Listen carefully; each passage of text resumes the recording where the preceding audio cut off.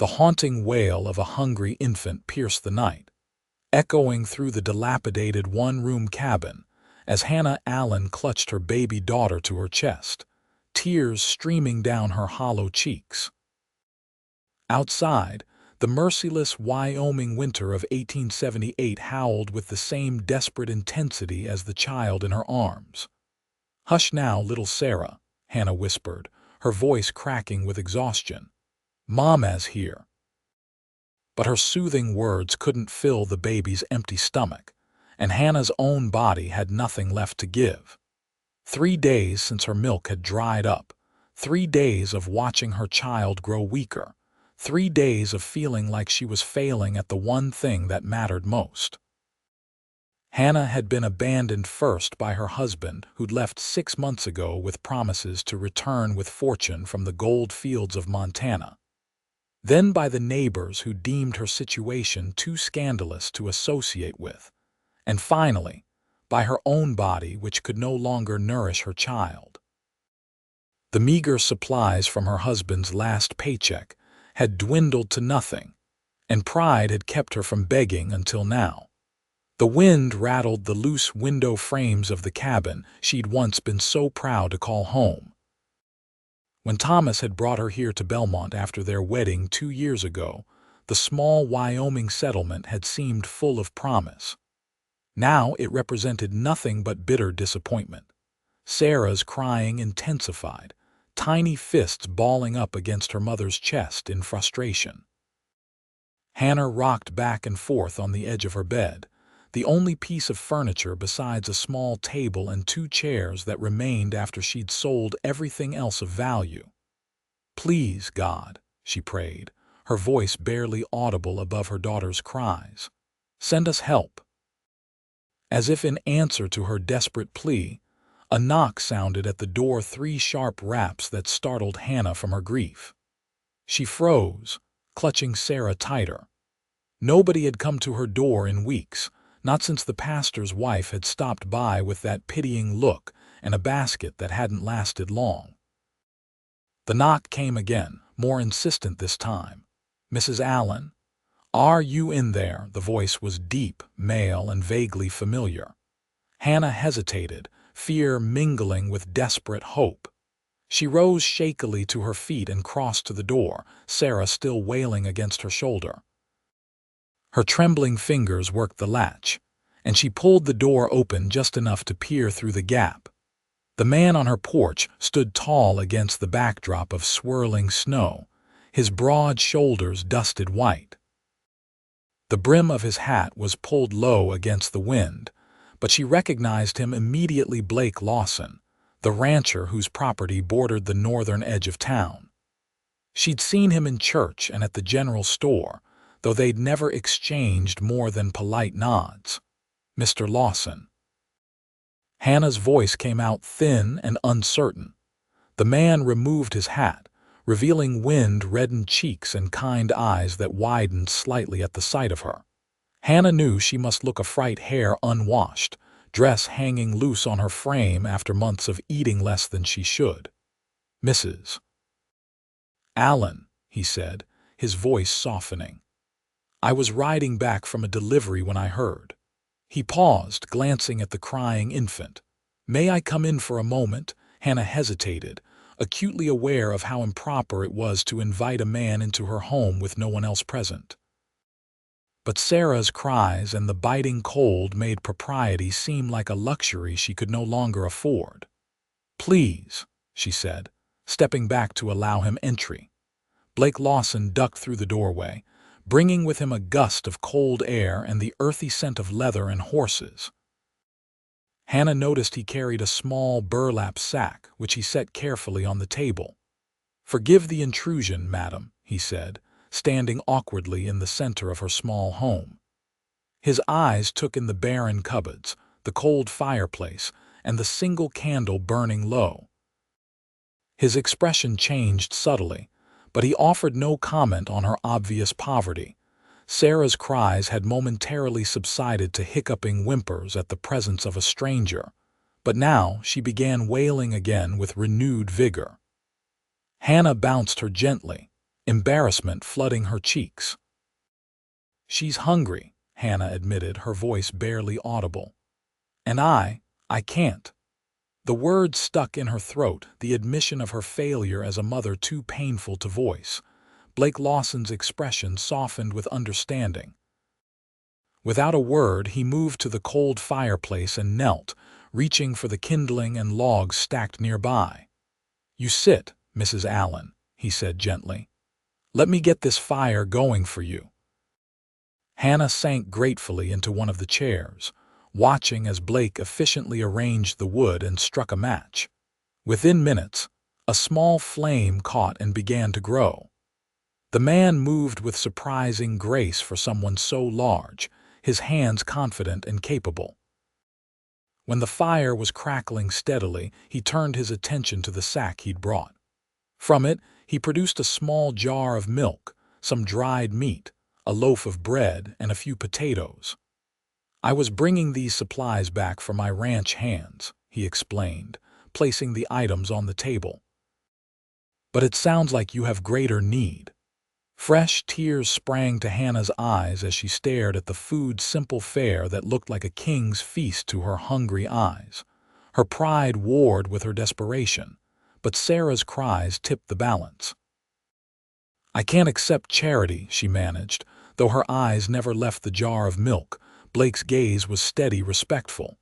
"It's not charity, Mrs. Allen, it's being neighborly." He paused, then added more softly, "I've been where you are." Something in his tone made Hannah look up, really look at him for the first time. There was no pity in his eyes, only understanding and a quiet dignity that matched her own. "Your baby needs milk," he said simply. He reached for the jar and a small cup from her shelf. "May I?" Hannah nodded, watching as he poured a small amount of milk into the cup and warmed it carefully by the fire. When he handed it to her, their fingers brushed momentarily, and Hannah felt an unexpected jolt at the contact. She dipped her pinky finger into the milk and brought it to Sarah's lips. The baby latched on hungrily, sucking the milk from her mother's finger with desperate eagerness. Hannah repeated the process again and again, relief washing over her as her daughter's cries subsided to contented suckling sounds. Blake busied himself at the fireplace, respectfully averting his eyes to give her privacy. He placed a pot of water to heat and began peeling potatoes with a small knife from his belt. "You don't have to do that," Hannah protested weakly. "I know," he replied, his focus on his task. "But I'd like to, if you'll allow it." Too exhausted to argue further, Hannah concentrated on feeding her baby, marveling at how quickly Sarah's desperate cries had turned to small sounds of contentment. When the milk was gone, the infant's eyes began to droop, her tiny body relaxing in her mother's arms for the first time in days. "She'll sleep now," Hannah murmured, looking up to find Blake watching them, an unreadable expression on his weathered face. "And you should eat," he said firmly, turning back to the potatoes he was cutting into the now boiling water. Hannah wanted to protest that she wasn't hungry, but her stomach betrayed her with a loud growl. Blake's mouth twitched in what might have been the beginning of a smile. "The stew won't be anything fancy," he said, adding some of the dried meat to the pot, "but it'll put some strength back in you." Hannah settled Sarah in the small cradle beside her bed, then returned to the table, watching as this stranger, this unexpected savior, moved around her kitchen with efficient ease.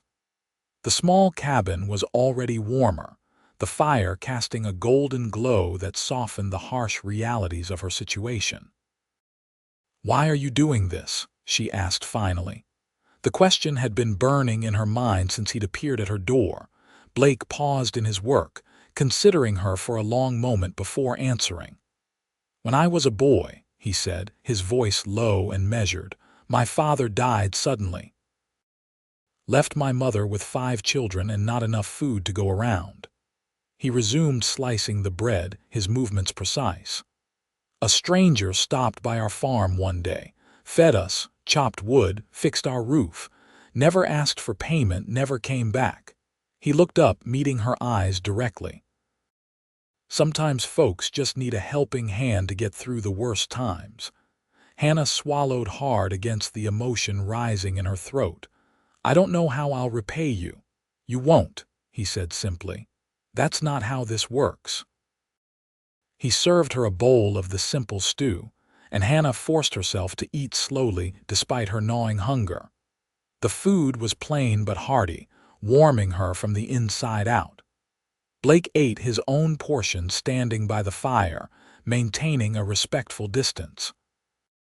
As the meal progressed, Hannah found herself telling him about Thomas, about his promises to return rich from the gold fields, about the gradual realization that he might never come back. Blake listened without judgment, offering no platitudes or false assurances. Gold fever's a dangerous thing, was all he said when she finished. Makes men forget what really matters. The simple truth of his statement struck Hannah deeply.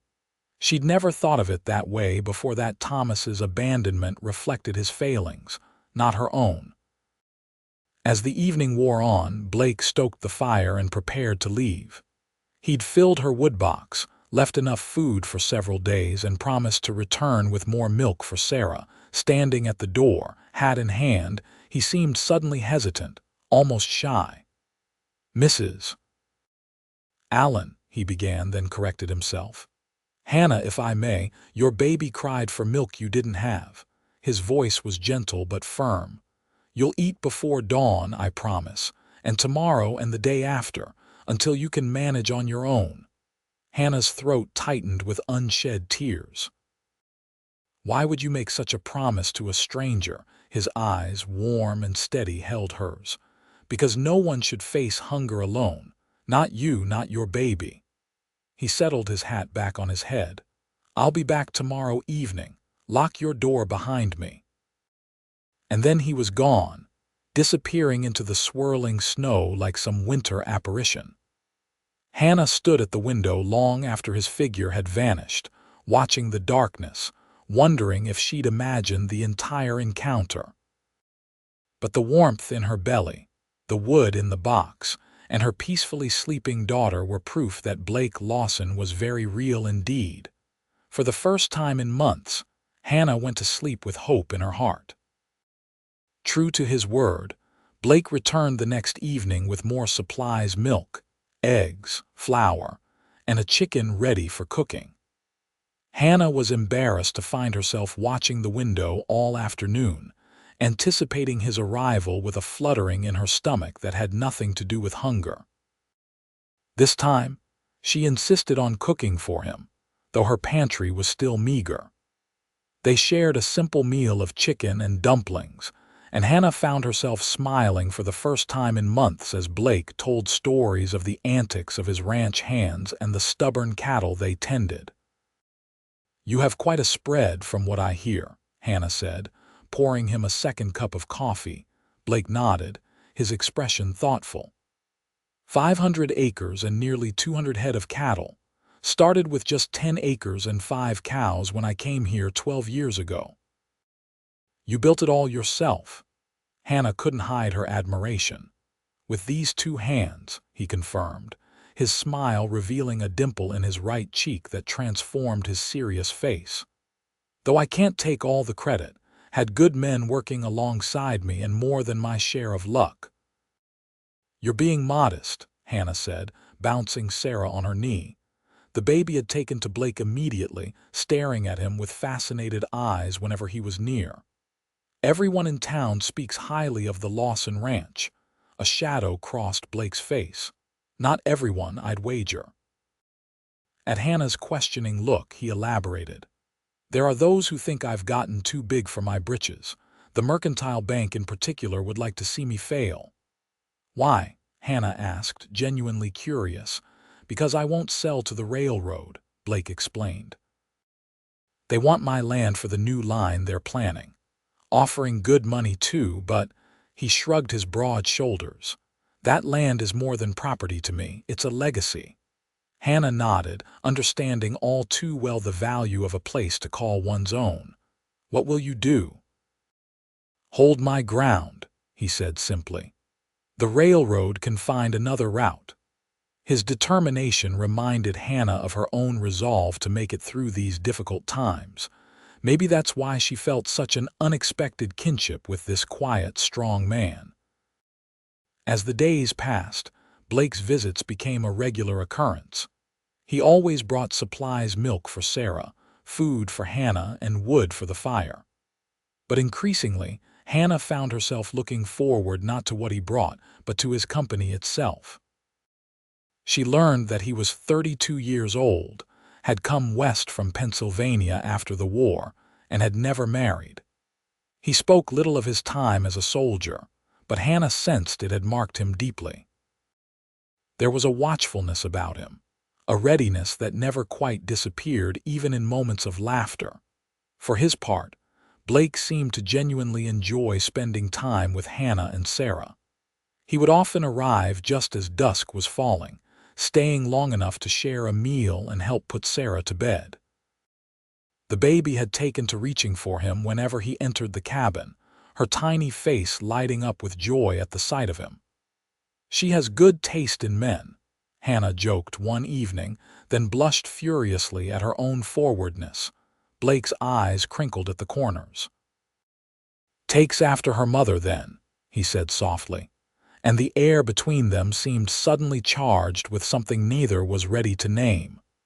A week turned into 2, and Hannah's situation began to improve. Her strength returned, and with it her determination to provide for herself and Sarah. When Blake discovered she was skilled with a needle, he brought her mending from the ranch shirts with missing buttons, torn dungarees, and frayed blankets. "My men are hard on their clothes," he explained, setting a basket of items on her table. "I'll pay fair wages for your work." Hannah wanted to refuse payment, to insist that it was the least she could do after all his kindness. But the look in his eyes stopped her. He was offering her dignity along with employment, and she wouldn't insult him by declining. "Thank you," she said instead. "I'd be glad for the work." Winter's grip tightened on Belmont as January deepened. Heavy snows blanketed the town, making travel difficult, but Blake never missed a visit. Sometimes he brought news from town: how the Miller twins had caught pneumonia but were on the mend, how old Mrs. Patterson had slipped on ice and broken her wrist, how the church was organizing a spring social as soon as the weather turned. Hannah drank in these tidbits of community life, realizing how isolated she'd become in her grief and shame.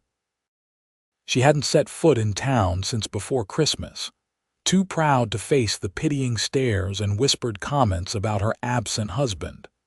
"People have short memories," Blake told her one night as they sat by the fire, Sarah sleeping peacefully in her cradle. "They'll find something new to gossip about soon enough." Hannah shook her head, fingers working steadily on the shirt she was mending. "Not in Belmont, they won't. Thomas leaving made for too good a story: the gold-seeking husband, the abandoned wife."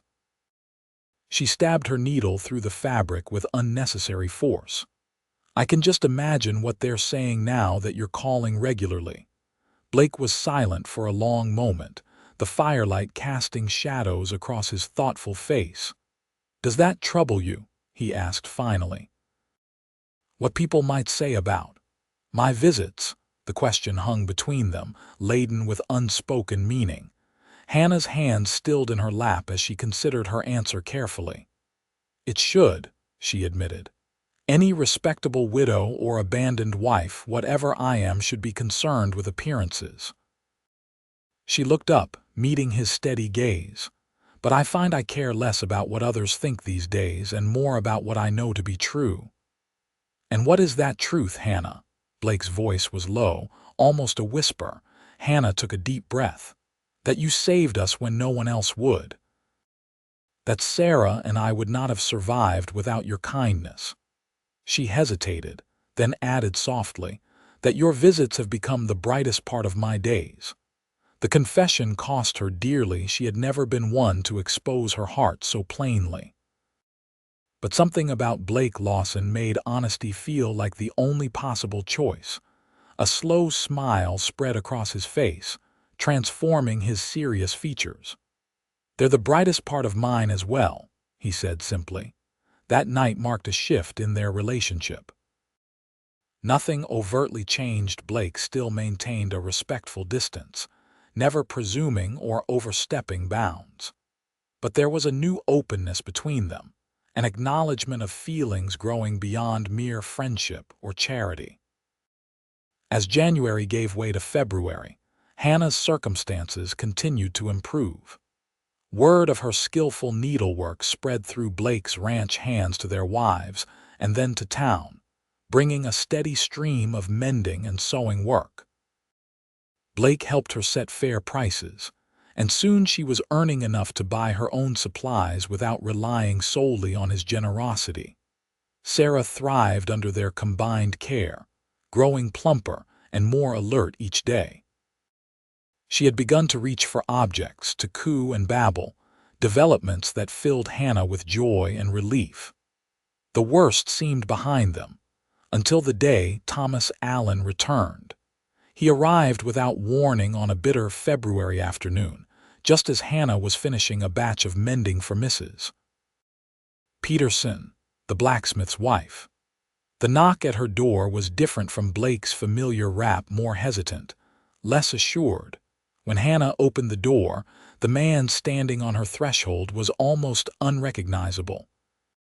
Thomas had always been lean, but now he was gaunt, his once handsome face weathered and lined, his clothes worn thin. Only his eyes were the same, that bright blue that had once made her heart race. Now they only made her stomach clench with anxiety. "Hannah," he said, his voice rough with emotion or cold, she couldn't tell which. "I've come home." For a moment Hannah couldn't speak, couldn't move.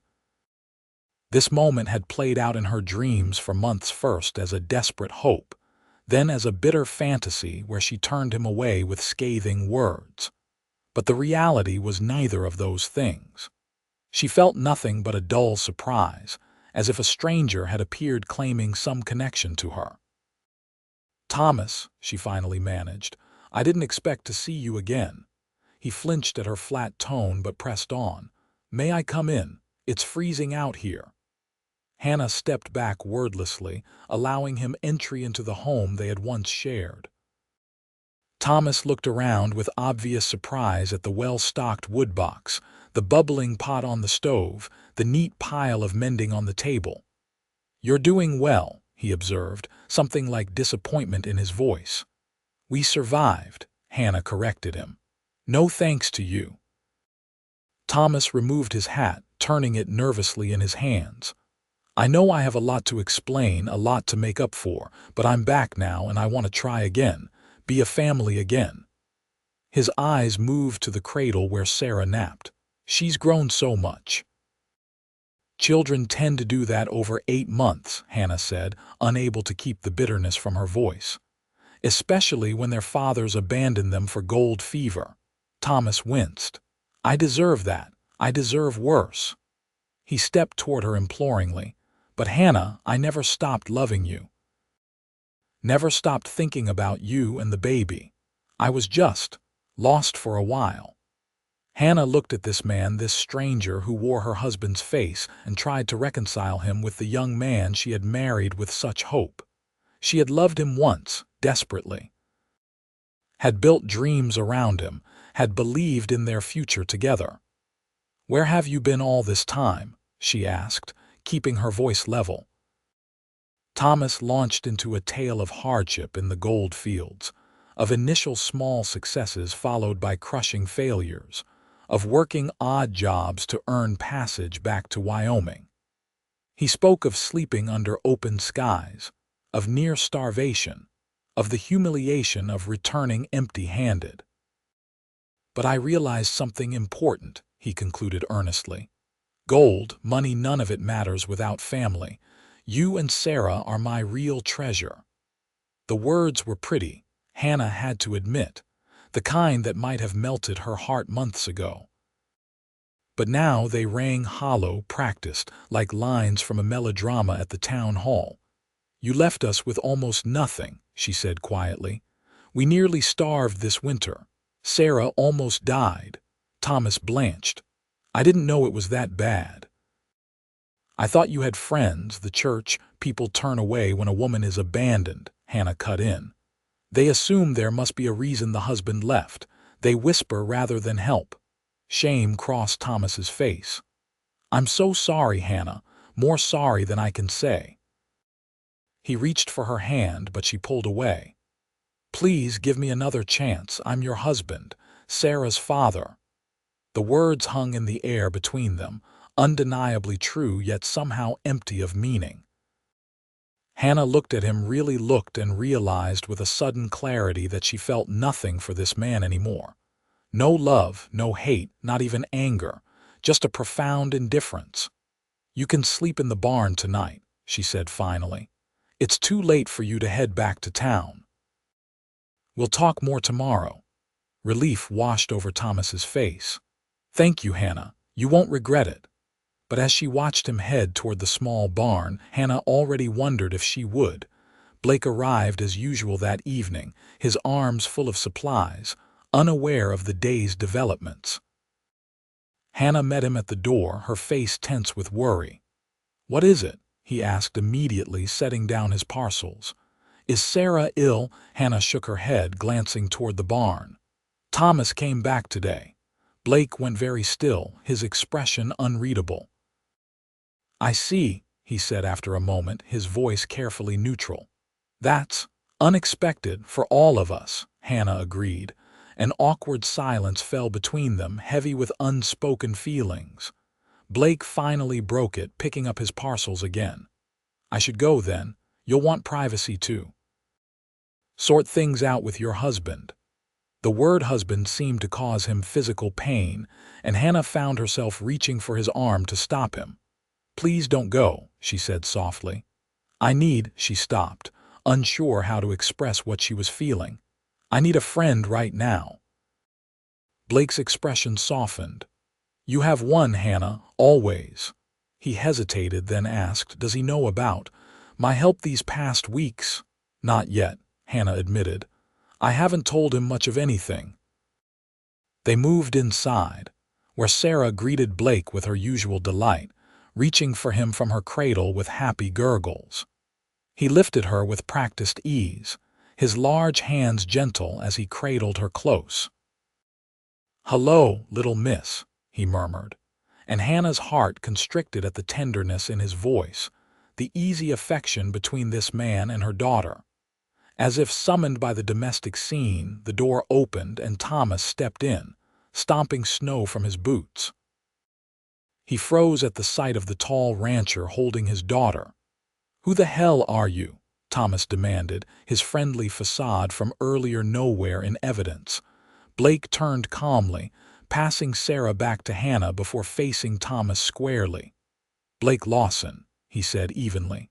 "I've been helping Mrs. Allen these past weeks." Thomas's eyes narrowed suspiciously, darting between Blake and Hannah. "Helping? Is that what they're calling it these days?" "Thomas," Hannah gasped, shocked by the implication. Blake's expression hardened, but his voice remained level. "Your wife and daughter were starving when I found them. I brought food, firewood, nothing more, nothing less." Thomas flushed, whether from shame or anger, Hannah couldn't tell. "Well, I'm back now," he said curtly. "So your help isn't needed anymore." The tension in the small cabin was palpable. Hannah felt torn between mortification at Thomas's behavior and fear of losing Blake's friendship or whatever had been growing between them these past weeks. Blake turned to her, his eyes softening. "I should go. You have matters to discuss." He nodded stiffly to Thomas. "Mr. Allen." Without another word, he strode to the door and disappeared into the night. The silence he left behind was deafening. Hannah busied herself with settling Sarah, avoiding Thomas's accusatory stare for as long as possible. "So that's how it is," Thomas said finally, his voice dripping with disdain. I've been gone 8 months and you've already found someone to take my place." Hannah whirled on him, anger surging through her veins. "Take your place. You abandoned that place. You left us with nothing." Her voice rose despite her efforts to control it. "Blake Lawson saved our lives while you were chasing gold and dreams. He fed your starving daughter when her own father couldn't be bothered to send so much as a letter." Thomas recoiled as if slapped. "I made mistakes," he conceded, his tone sullen. "But I'm still your husband, Hannah, in the eyes of God and the law." "A husband in name only," Hannah retorted. "You forfeited the right to that title when you walked out that door." They argued long into the night, old wounds reopened, new accusations hurled. By dawn, they had reached an uneasy truce. Thomas could stay temporarily while he looked for work, sleeping on a pallet by the fire. Hannah made it clear this was a practical arrangement only, not a reconciliation. The following days were tense and awkward. Thomas made an effort to be helpful around the cabin, to play with Sarah, to demonstrate his commitment to changing. But Hannah found herself constantly comparing him to Blake, Thomas's careless fire building to Blake's methodical approach, Thomas's clumsy handling of Sarah to Blake's confident care, Thomas's self-centered conversation to Blake's attentive listening. Blake himself kept his distance, sending supplies with his ranch hands rather than delivering them personally. Hannah missed him with an ache that surprised her in its intensity. She hadn't realized how much she had come to depend not just on his help, but on his companionship, his quiet strength, his unwavering respect. A week after Thomas's return, word came that Blake had been injured while breaking a new horse. The news reached Hannah through Mrs. Peterson, who had come to collect her mending. "Thrown clean over the corral fence, they say," the blacksmith's wife reported with relish for drama. "Broke his arm and maybe some ribs. Too stubborn to go to the doctor in Cheyenne, so he's laid up at the ranch with just his hands to look after him." Hannah's heart pounded with concern. "Is he going to be all right?" Mrs. Peterson shrugged. "Lawson's tough as they come, but men make terrible patients, especially with no woman to tend them proper." She gave Hannah a shrewd look. "He was calling on you regular before your husband returned, wasn't he?" Hannah flushed under the woman's knowing gaze. "Mr. Lawson was kind enough to help us through a difficult time," she said carefully. "I owe him a great deal." Was all Mrs. Peterson said, but her expression spoke volumes. That night, Hannah couldn't sleep, her thoughts constantly returning to Blake, alone and injured at his ranch. Thomas had found temporary work at the livery stable, coming home late smelling of horses and whiskey, complaining about the low wages and hard labor. Their interactions had become increasingly strained, with Thomas growing more resentful of what he perceived as Hannah's coldness toward him. 3 days after hearing about Blake's injury, Hannah made a decision. She waited until Thomas had left for work, then bundled Sarah warmly against the February cold and packed a basket with food, a chicken stew she had prepared the night before, fresh bread, and a pie made with preserved apples. The walk to the Lawson ranch was nearly 3 miles, but Hannah barely noticed the distance, driven by her concern and a longing she could no longer deny. Sarah, snug in a sling against her chest, slept peacefully despite the jostling journey. The ranch came into view just before noon, a sprawling main house with several outbuildings, all well-maintained despite the harsh winter. A tall fence surrounded a yard where chickens pecked at the ground, and smoke curled invitingly from the main house's chimney.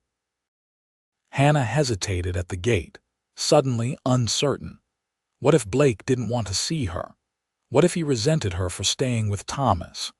What if the ranch hands turned her away before she could lose her courage? The front door opened, and a wiry man in his 50s emerged onto the porch. He spotted her immediately, his bushy eyebrows rising in surprise. "Can I help you, madam?" he called, walking toward the gate. Hannah straightened her shoulders. "I'm Hannah Allen.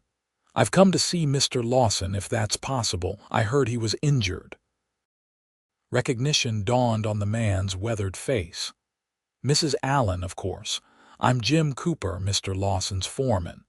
He opened the gate for her with old-fashioned courtesy. "The boss has been laid up pretty bad, but he'll be mighty pleased to see you, I reckon." He led her to the house, talking companionably about the ranch and the accident. Damn fool horse wasn't ready for riding, but the boss insisted on handling it himself. Pitched him right into the fence post. "Doc from town says his arm's broken in 2 places, and he's got 3 cracked ribs." Hannah winced in sympathy. "Is he in much pain?" "Too ornery to admit it if he was," Jim said with gruff affection. "But he's been a bear to live with these past days. Maybe a friendly face will improve his disposition." They entered the house, which was surprisingly homey inside despite being a bachelor's residence. Clean, well furnished, with a few touches colorful woven blankets, landscape paintings, bookshelves full of volumes that spoke of Blake's personal taste. Jim led her to a bedroom off the main living area, knocking before opening the door. "Boss, you've got a visitor." Blake was propped up in bed, his left arm in a sling, a book open on his lap. His face was pale beneath his tan, with dark circles under his eyes suggesting pain-filled nights. But it was the expression that transformed his features when he saw Hannah that took her breath away, surprise giving way to such naked joy that she felt her cheeks warm in response. "Hannah," he said, his voice rougher than usual. "And little Sarah, too." He attempted to sit up straighter, wincing with the effort. "Don't you move on my account," Hannah said quickly, stepping into the room. "I heard about your accident and thought you might appreciate some home cooking." She held up her basket. "Though I see your house is far more comfortable than I'd imagined." Jim chuckled. "The boss keeps a tidy place, but none of us can cook worth a damn. We've been living on beans and bacon since he got laid up." He took the basket from Hannah with evident delight. "I'll just put this in the kitchen and leave you two to visit." When they were alone, an awkward silence fell. Blake looked at her intently as if searching for something in her face. "How are you, Hannah? Really?" The simple question, asked with such genuine concern, nearly undid her. "I should be asking you that," she deflected, gesturing to his injured arm. "You're the one who tangled with an unbroken horse." A smile tugged at his mouth. "I've had worse. The ribs are more trouble than the arm, truth be told."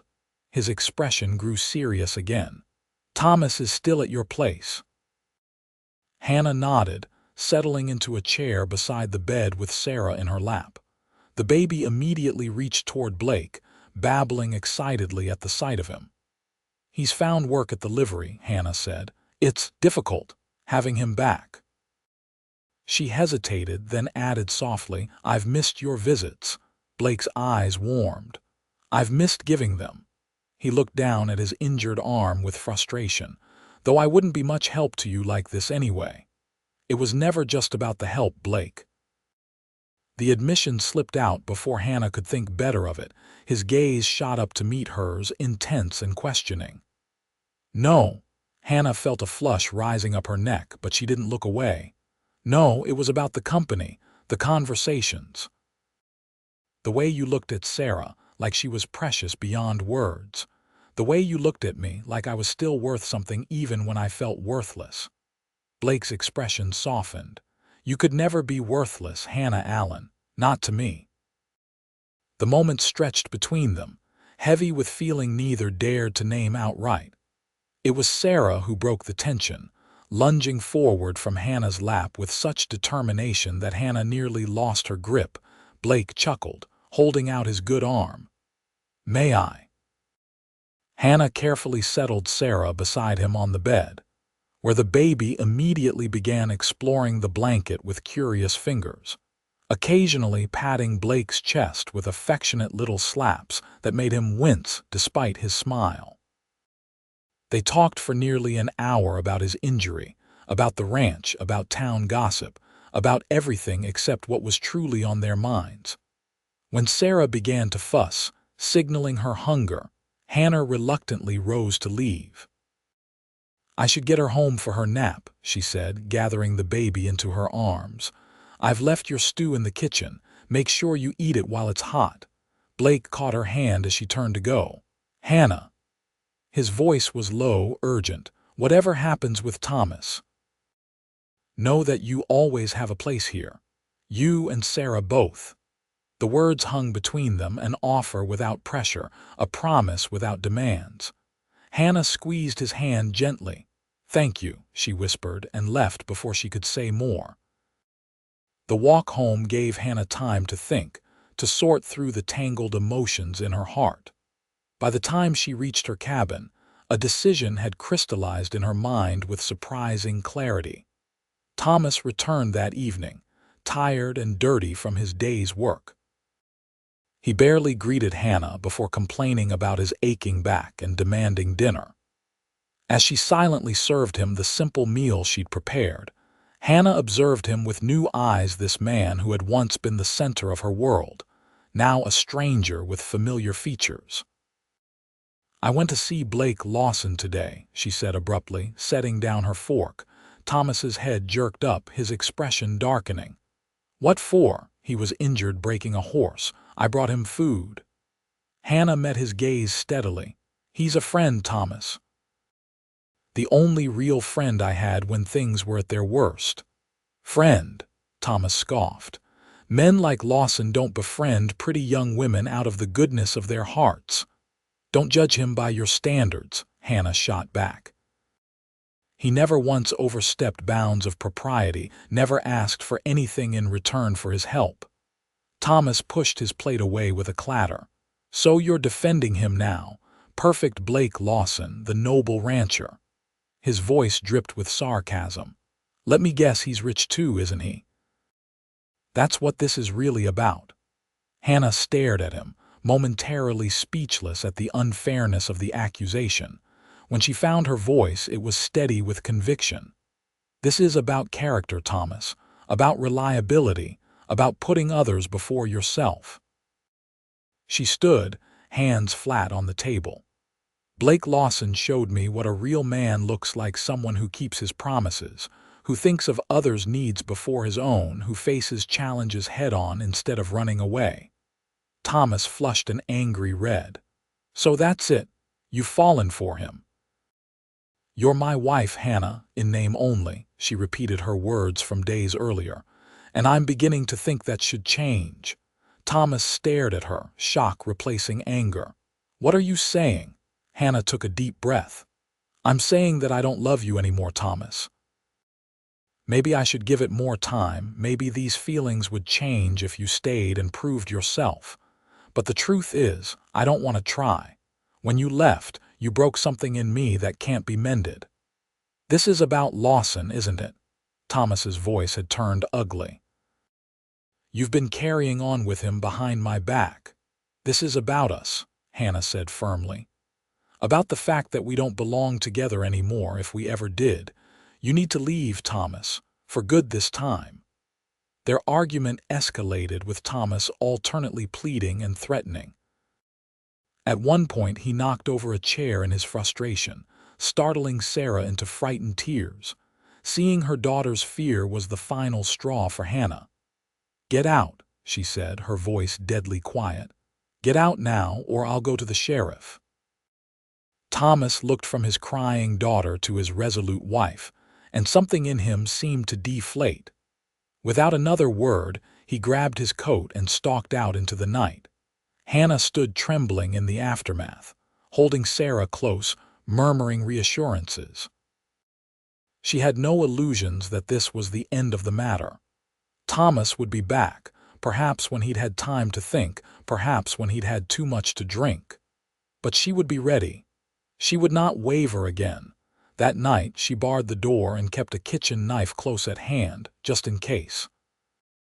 But Thomas did not return. The next morning brought Mrs. Peterson to her door, breathless with news. "Your husband was arrested last night," she announced without preamble. "Got drunk at the saloon and started a fight, then took a swing at Sheriff Wilson when he tried to break it up." Hannah's stomach clenched with anxiety. "Is anyone hurt?" "Just pride and a few bloody noses," Mrs. Peterson assured her. "But the sheriff's keeping Thomas locked up until the circuit judge comes through next week. Thought you should know." After the woman left, Hannah sat heavily at her table, emotions swirling. Relief, guilt, concern, and beneath it all, a burgeoning sense of freedom. Thomas's arrest had created a reprieve, time for her to think, to plan her next steps. That afternoon, she bundled up Sarah again and made the journey back to the Lawson ranch. This time, she was met at the gate by Blake himself, up and dressed despite his injuries, clearly on his way to the barn despite doctor's orders. "Hannah," he said, pleasure and surprise mingling in his voice. "Twice in 2 days, I'm honored." She noted the careful way he held himself, the pain he was trying to hide. "You should be resting," she scolded gently. "I'm going stir-crazy in that bed," he admitted. "Thought I'd check on the new foal." He gestured toward the barn with his good arm. "Would you and Sarah like to see her? She's only 3 days old." Hannah agreed readily, and they walked slowly to the barn, Blake adjusting his pace to accommodate Sarah's weight in Hannah's arms. Inside, the warmth and familiar smells of hay and horses enveloped them.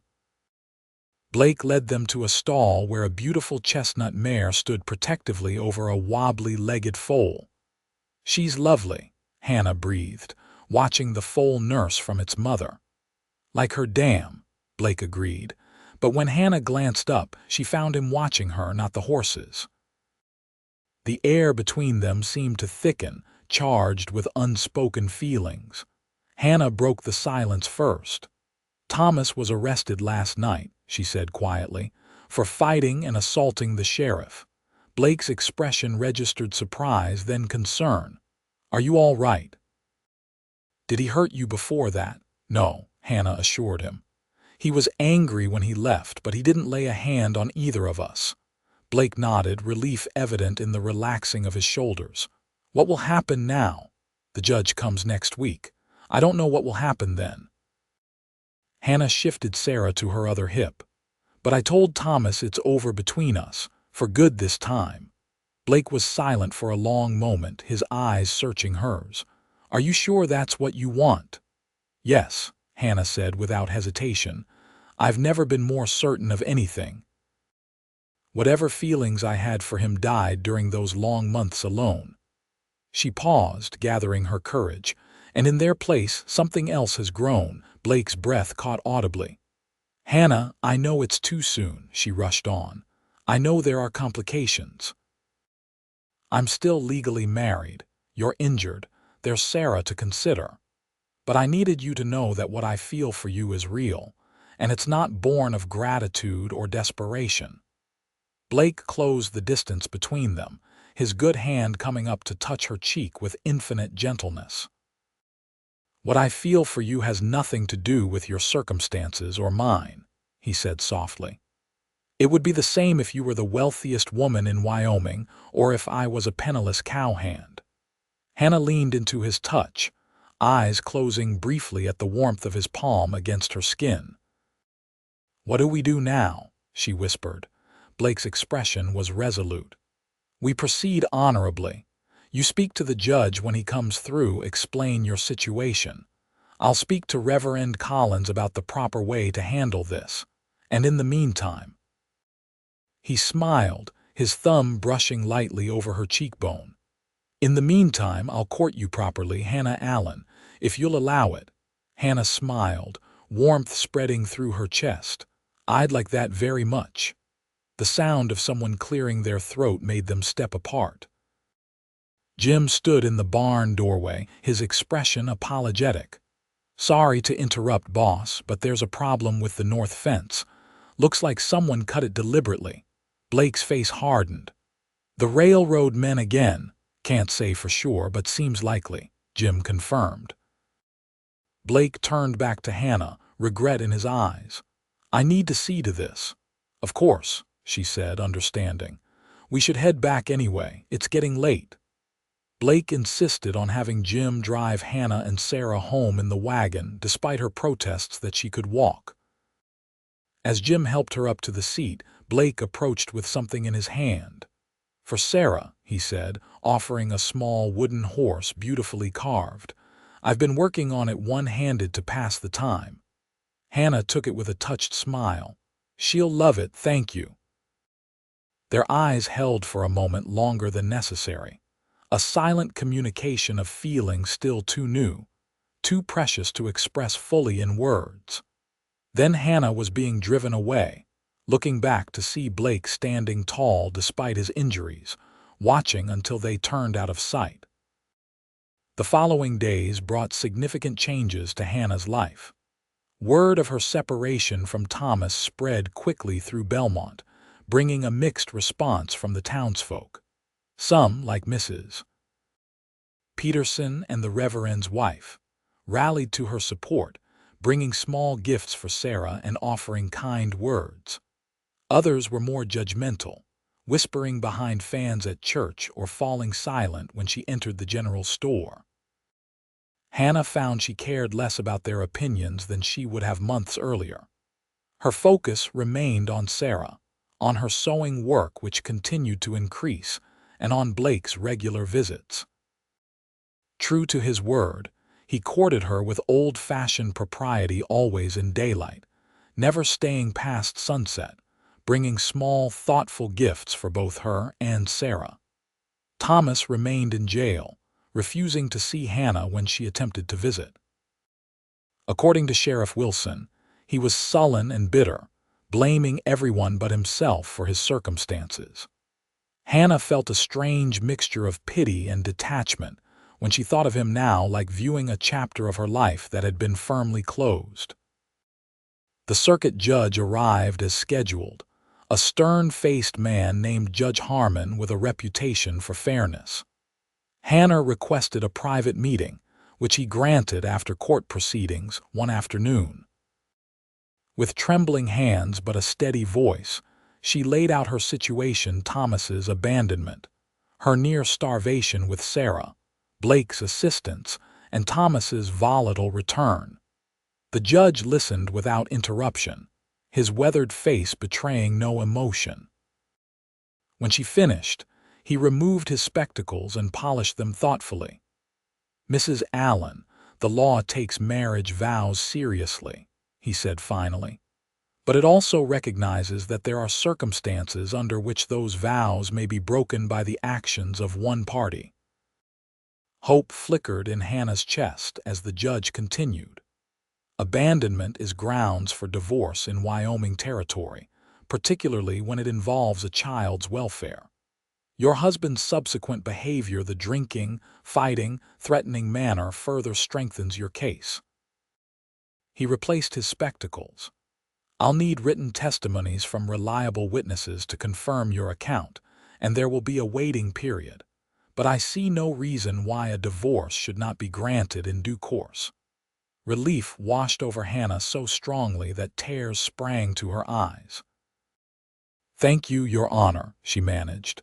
The judge's stern features softened slightly. It takes courage to stand alone, Mrs. Allen, especially with a child to consider. But from what I hear around town, you haven't been entirely alone these past months. Hannah felt her cheeks warm. Mr. Lawson has been very kind.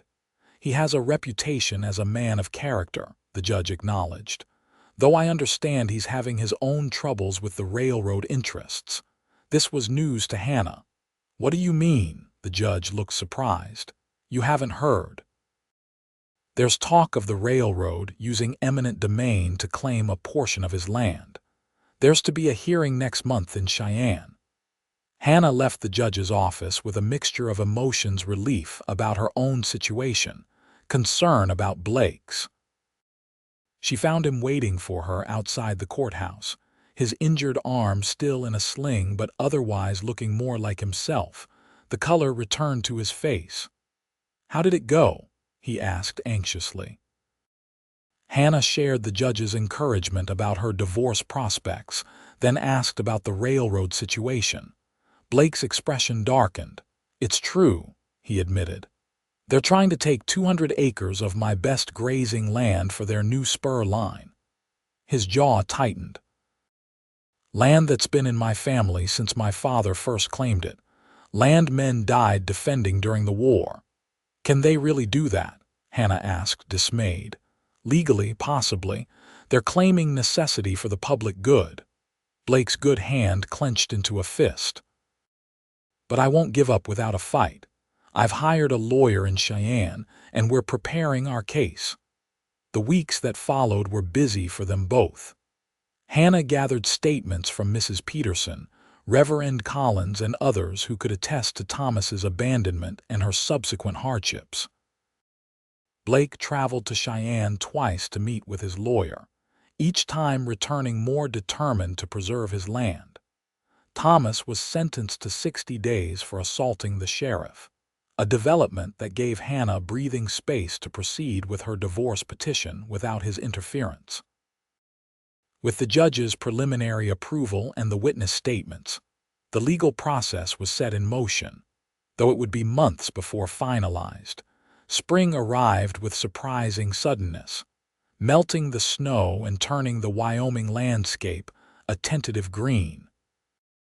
Sarah celebrated her first birthday with a small gathering at Hannah's cabin, which had been transformed over the months into a warm, welcoming home. Blake presented the baby with a rocking horse he had carved and painted himself, once his arm had healed enough to work properly. Watching Sarah gleefully rock on her new treasure, Hannah felt a contentment she had not experienced in years. Her sewing business was thriving, her divorce proceeding without complication, and her relationship with Blake growing deeper with each passing day. Only the looming railroad hearing cast a shadow over their happiness. As April turned to May, Blake grew increasingly preoccupied with preparations for the legal battle.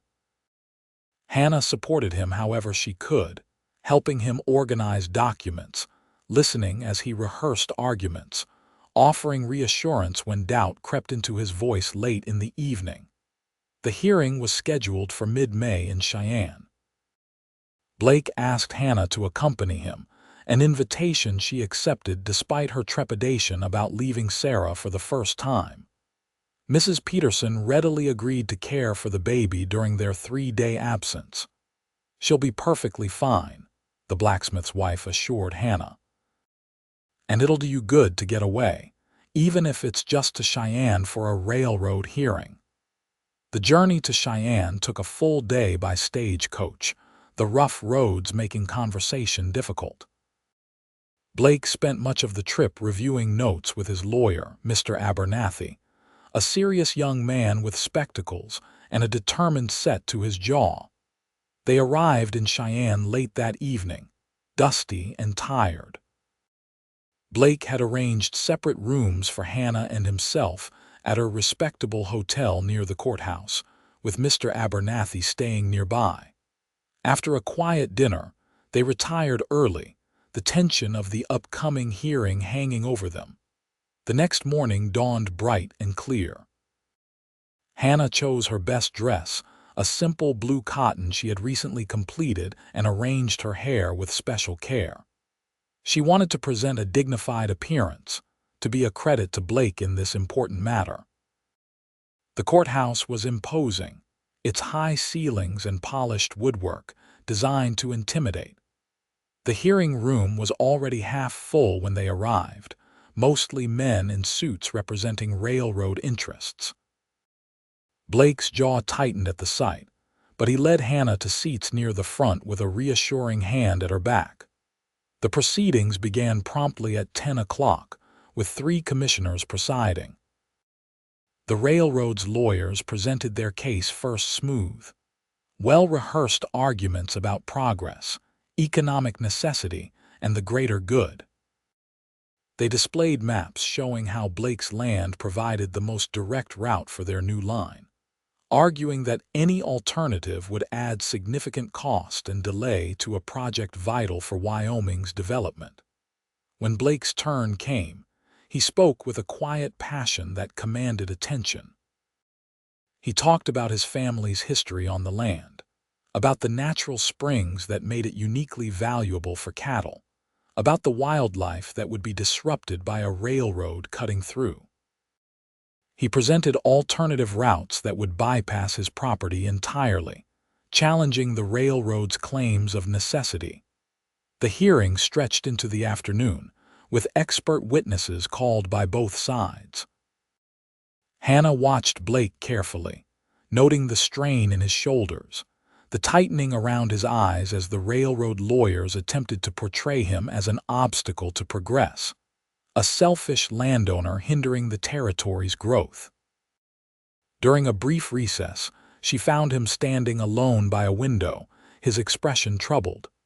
"They're making a strong case," he said without preamble when she joined him. The commissioners seemed sympathetic to their arguments. Hannah placed a gentle hand on his arm. "Your arguments were compelling too, and true. That counts for something." Blake covered her hand with his own, drawing strength from her presence. "Thank you for being here, Hannah. It means more than I can say." When the hearing resumed, Mr. Abernathy called Hannah as a surprise witness. Blake looked startled, but the young lawyer had assured her beforehand that her perspective as someone who had benefited from the ranch's productivity might sway the commissioners. Taking the oath, Hannah faced the three men who would decide Blake's fate. She spoke clearly and directly about the ranch's importance not just to Blake, but to the entire community, how it provided employment for dozens of men, how its beef fed families throughout the region, how Blake's fair business practices set a standard for others to follow. Mr. Lawson could have sold his cattle and moved on when the railroad first approached him, she concluded. It would have been the easy choice, but he stayed to fight because he believes some things are worth preserving, even in the face of so-called progress. The land he protects sustains not just cattle, but a way of life, a community, a future for the next generation. Her heartfelt testimony seemed to make an impression, particularly on the oldest commissioner, who nodded thoughtfully at several points. When she was dismissed, Blake's eyes followed her back to her seat, filled with gratitude and something deeper that made her pulse quicken. The hearing concluded late that afternoon, with the commissioners announcing they would deliver their decision the following day. Blake, Hannah, and Mr. Abernathy returned to the hotel subdued but hopeful. After dinner, Blake asked Hannah to walk with him, the spring evening mild enough to make the suggestion appealing.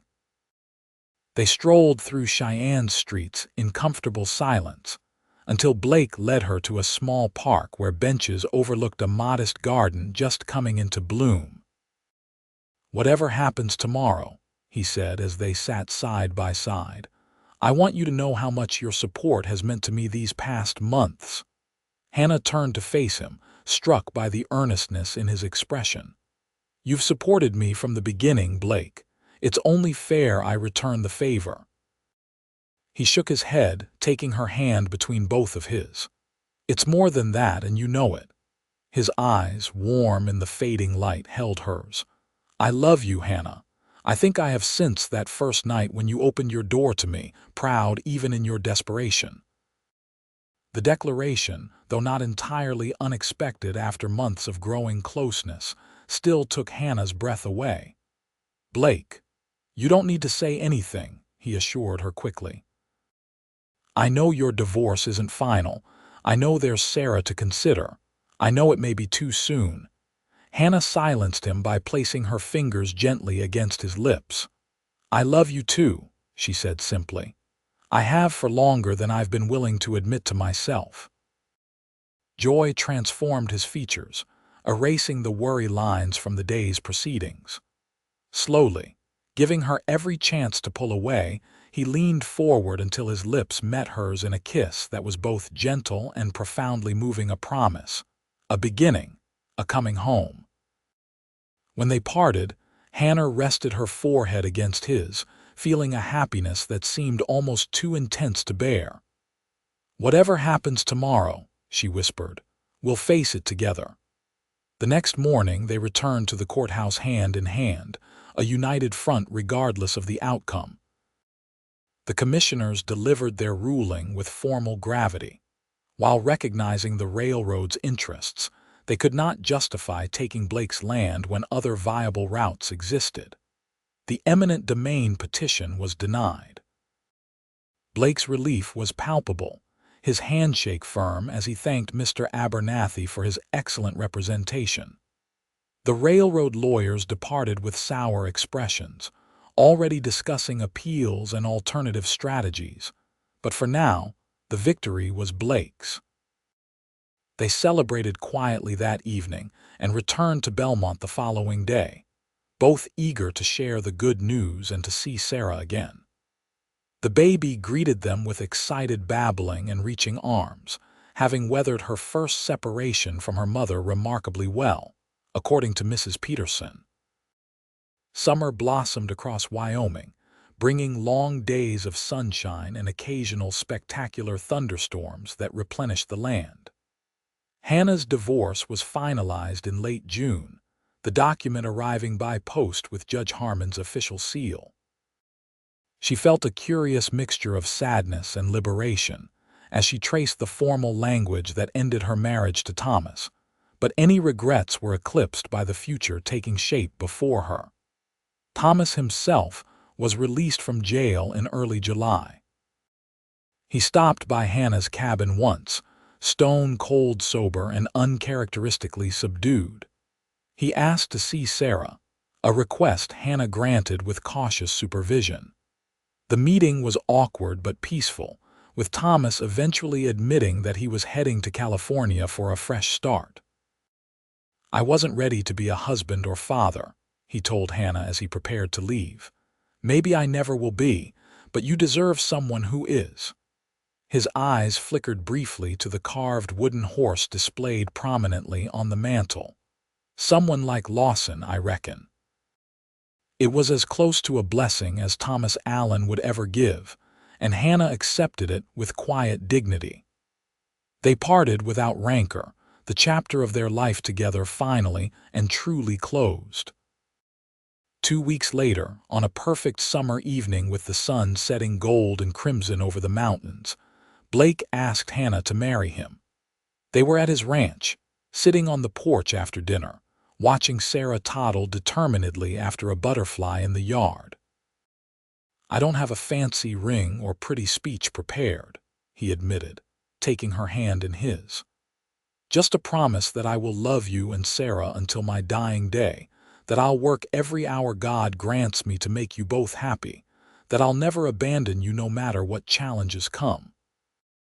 Tears filled Hannah's eyes as she squeezed his hand.